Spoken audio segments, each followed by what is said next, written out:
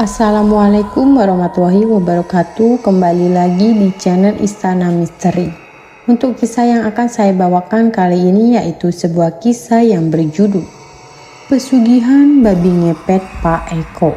Dan sebelum kita lanjut ke ceritanya, tekan dulu tombol like video ini dan jangan lupa tekan juga tombol subscribe channel ini. Nyalakan juga lonceng notifikasinya agar tidak ketinggalan cerita-cerita baru dari channel ini. Dan seperti apa untuk kisah kali ini, langsung saja kita masuk ke ceritanya.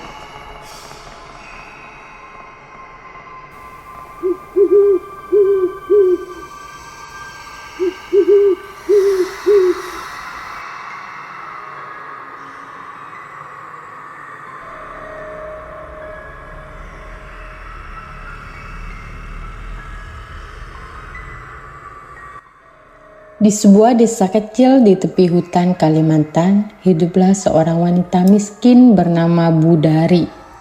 Kehidupannya serba kekurangan, suaminya sudah lama meninggal, dan anak-anaknya merantau ke kota untuk mencari nafkah. Namun, mereka jarang sekali mengirim kabar, apalagi uang. Sehari-hari Budari hanya bisa makan jagung singkong dan sedikit sayur dari kebun kecilnya. Namun, ketenangan desa itu mulai terusik ketika tiba-tiba terjadi hal-hal aneh. Uang dan harta benda warga desa seringkali hilang secara misterius. Kabar pun tersebar bahwa ada yang melakukan pesugihan babi ngepet di desa mereka. Kondisi ekonomi Budari yang memprihatinkan serta rumahnya yang terletak di pinggir hutan membuatnya menjadi sasaran kecurigaan. Warga mulai menduga bahwa dialah yang melakukan pesugihan tersebut. Suatu pagi, ketika Budari sedang menyapu halaman rumahnya yang berdebu, dia dikejutkan oleh kedatangan Pak Lurah dan beberapa warga desa lainnya. Mereka datang dengan wajah marah dan penuh kecurigaan. "Budari!" teriak salah satu warga dengan nada tinggi. Budari yang kebingungan segera keluar dari rumahnya dan bertanya, "Ada apa ini Pak Lurah? Kenapa ramai-ramai datang ke sini?" Pak Lurah yang biasanya tenang kali ini terlihat sangat marah. "Budari, seluruh desa sudah sepakat. Kami menuduh kamu yang melakukan pesugihan babi ngepet. Sudah banyak warga yang kehilangan uang di desa ini," kata Pak Lurah dengan suara lantang. Mendengar tuduhan tersebut, Budari kaget bukan main. "Apa? Saya dituduh melakukan pesugihan babi ngepet? Tidak mungkin, saya ini orang tua, mana sanggup melakukan hal seperti itu," katanya dengan suara gemetar. Namun, warga desa yang sudah dipenuhi rasa curiga dan kemarahan tidak mau mendengar penjelasan Budari. Mereka memaksa Budari untuk melakukan sumpah pocong, sebuah ritual yang dianggap bisa membuktikan kebenaran. Dengan hati yang berat dan perasaan takut, Budari akhirnya menyetujui untuk melakukan sumpah pocong. Tapi dalam hatinya, dia merasa ada sesuatu yang tidak beres. Perasaan cemas semakin menguasai dirinya. Malam setelah sumpah pocong itu, suasana desa tepian hutan terasa lebih sunyi dari biasanya. Angin berhembus pelan, tetapi dinginnya menusuk sampai ke tulang. Orang-orang yang biasanya masih suka berkumpul di teras rumah masing-masing kini memilih berdiam diri di dalam rumah, mengunci pintu rapat-rapat seolah-olah merasa ada sesuatu yang akan terjadi. Di rumahnya yang reot dan gelap, Budari mencoba beristirahat, namun kegelisahan itu membiarkannya tidur dengan tenang. Dalam kesunyian malam itu, sebuah tragedi misterius terjadi. Keesokan harinya, warga desa menemukan Budari telah meninggal dunia dengan wajah yang tampak penuh ketakutan. Kematian Budari yang misterius membuat desa itu tak pernah sama lagi. Meskipun sumpah pocong sudah dilakukan, warga tetap dihantui perasaan bersalah dan ketakutan. Mereka mulai percaya bahwa arwah Budari akan membalas dendam atas ketidakadilan yang menimpanya. Desa kecil di tepian hutan itu kini berubah menjadi tempat yang penuh dengan cerita seram dan bisikan misterius yang tak pernah terjawab. Setelah kematian tragis Budari, arwahnya seakan tak tenang. Warga desa yang sebelumnya menuduhnya sebagai pelaku pesugihan babi ngepet mulai merasakan keanehan-keanehan yang mencekam. Malam hari di tepian hutan, suasana desa semakin sunyi dan menyeramkan, seolah-olah ada sesuatu yang mengintai dari dalam kegelapan. Pak Eko, salah satu warga yang paling vokal menuduh Budari, mulai merasakan ketidaknyamanan. Suatu malam, ketika mencoba tidur lebih awal, dia mendengar suara berisik dari arah halaman rumahnya. Dengan hati-hati, Pak Eko membuka jendela dan mengintip keluar. Di bawah sinar bulan yang redup, dia melihat sesuatu yang membuat jantungnya hampir berhenti. Sesosok bayangan berbentuk babi besar dengan mata merah menyala berdiri di tengah halaman. Babi itu memancarkan aura yang sangat menyeramkan, membuat Pak Eko gemetar ketakutan. "Siapa di sana?" seru Pak Eko dengan suara yang gemetar. Namun mulutnya terasa terkunci dan dia hanya bisa terdiam, tercekik oleh rasa takut yang mencekam. Babi besar itu menatap Pak Eko dengan tatapan tajam yang penuh kebencian. Pak Eko yang ketakutan segera menutup jendela dan berlari ke kamarnya. Keringat dingin mengucur deras di wajahnya dan tubuhnya gemetaran. Namun bayangan babi besar dengan mata merah menyala itu terus menghantuinya setiap kali dia menutup mata. Tak hanya Pak Eko, beberapa warga lainnya yang juga menuduh Budari mulai mengalami hal serupa. Mereka seringkali dihantui mimpi buruk, penampakan aneh, dan suara-suara misterius dari dalam rumah Budari yang kini kosong. Satu persatu dari mereka jatuh sakit, seolah-olah terkutuk oleh kematian Budari. Pak Lurah, yang sebelumnya memimpin upacara sumpah pocong Budari, mulai merasa bersalah. Dia sadar bahwa semua ini adalah akibat dari tuduhan tak berdasar yang mereka lontarkan kepada Budari. Dalam kegelisahan, Pak Lurah mengumpulkan warga di balai desa untuk membahas solusi. Kita harus melakukan sesuatu. Kita harus meminta maaf kepada arwah Budari.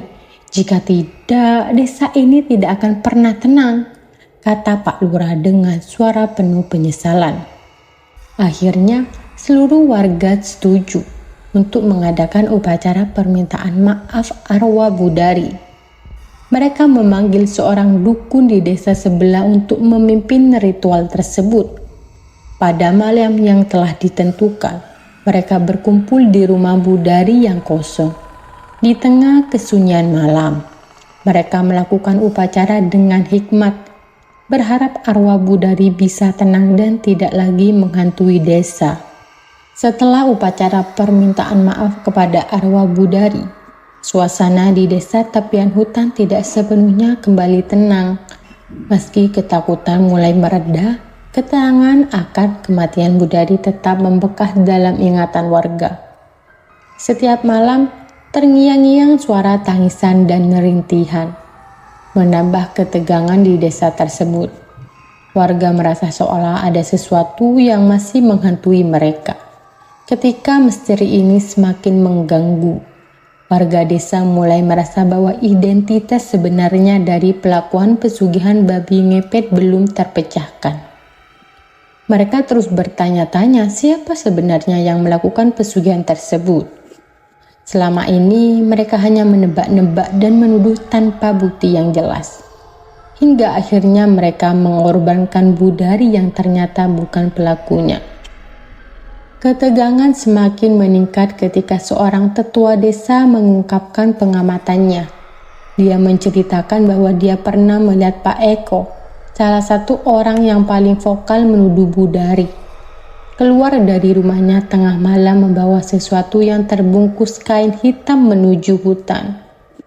Ketika mendekat untuk melihat lebih jelas, Dia mendengar suara gemerisik aneh seperti suara binatang besar bergerak cepat di antara pepohonan.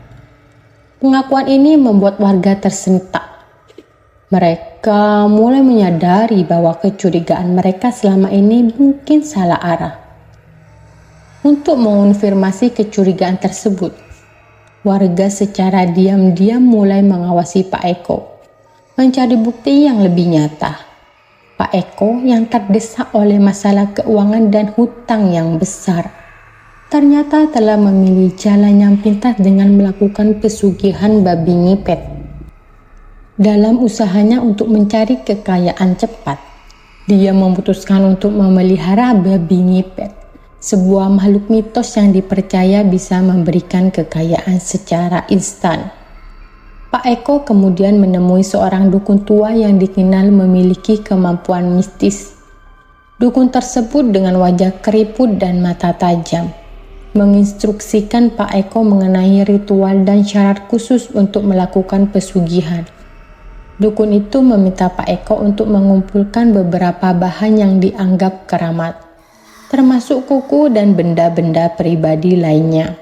Dengan tekad yang kuat, Pak Eko menjalani sebuah ritual yang diajarkan oleh dukun, berharap bisa mengatasi masalah hutangnya dan memperoleh kekayaan. Namun, tindakan ini menyebabkan terjadinya serangkaian kejadian aneh dan tragis yang melibatkan warga desa.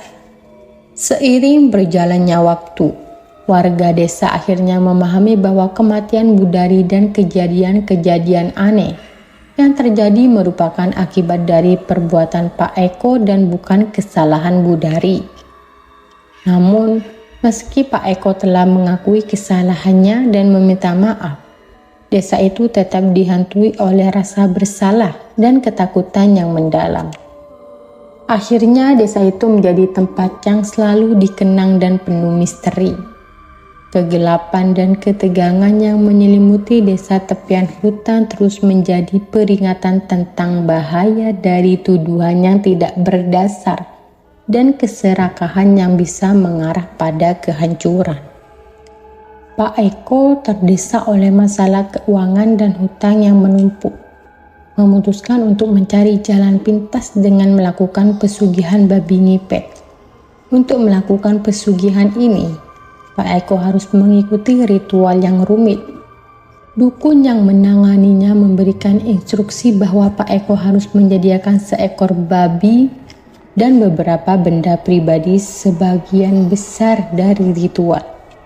Selama ritual, babi tersebut harus ditempatkan di tengah-tengah area ritual. Dukun meminta Pak Eko untuk memberikan sesuatu dari dirinya sendiri, seperti darah atau benda pribadi lainnya, sebagai bentuk perjanjian dengan kekuatan gaib. Tujuannya adalah mengikat babi ngepet dengan energi Pak Eko dan memperkuat kemampuannya dalam mencuri uang. Setelah ritual selesai, babi ngepet diberi perintah untuk mencuri uang dari rumah-rumah warga desa. Babi ngepet ini akan berubah menjadi sosok babi yang menakutkan dan berkeliaran di malam hari untuk mengambil uang yang ada di rumah-rumah tersebut. Keberadaan babi ngepet ini dirahasiakan dan hanya diketahui oleh Pak Eko dan dukun. Keadaan di desa semakin mencekam ketika warga mulai merasakan kehilangan uang secara misterius. Setelah kematian tragis Budari yang menjadi korban tuduhan tak berdasar, ketegangan di desa semakin meningkat. Warga yang sebelumnya merasa bersalah karena menuduh Budari kini menyadari bahwa mereka telah ditipu oleh Pak Eko. Dalam upaya untuk mencari kebenaran, warga akhirnya mengetahui Pak Eko adalah pemilik babi ngepet tersebut. Mereka menemukan bukti-bukti, termasuk babi ngepet itu sendiri, potongan rambut, kuku, dan uang hasil curian di rumah Pak Eko. Emosi warga memuncak dan mereka marah besar atas penipuan yang dilakukan Pak Eko. Pak Eko yang merasa tertekan dan dikejar oleh warga mencoba melarikan diri Namun, sebelum dia bisa meninggalkan desa, dia ditangkap. Setelah mengakui semua perbuatannya, Pak Eko merasa tertekan dan frustasi. Dia melarikan diri ke hutan-hutan di sekitar desa dan mencoba bertahan hidup. Tetapi uang hasil pesugihan yang didapatnya cepat habis. Dia akhirnya terpaksa hidup dalam keadaannya sangat memprihatinkan. Kisah Pak Eko dan Bu Dari mengajarkan banyak hal tentang bahaya ketidakadilan, prasangka, dan keputusasaan. Pilihan Pak Eko untuk melakukan pesugihan babi ngepet tidak hanya membawa kehancuran bagi dirinya sendiri, tetapi juga bagi orang-orang di sekelilingnya. Kematian Bu Dari yang tragis dan nasib Pak Eko yang mengenaskan menggambarkan betapa buruknya akibat dari tuduhan tanpa dasar dan tindakan yang tidak etis. Pesan dari cerita ini adalah pentingnya untuk berhati-hati dengan prasangka dan selalu menilai situasi dengan adil.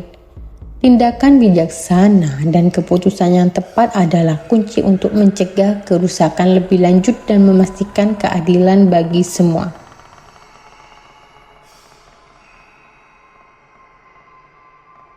Baik teman-teman, sekian untuk kisah kali ini. Bagaimana menurut kalian tentang kisah ini?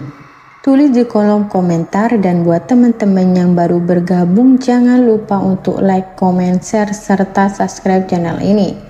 Dan nantikan kisah-kisah horor berikutnya tetap di channel Istana Misteri. Terima kasih. Wassalamualaikum warahmatullahi wabarakatuh.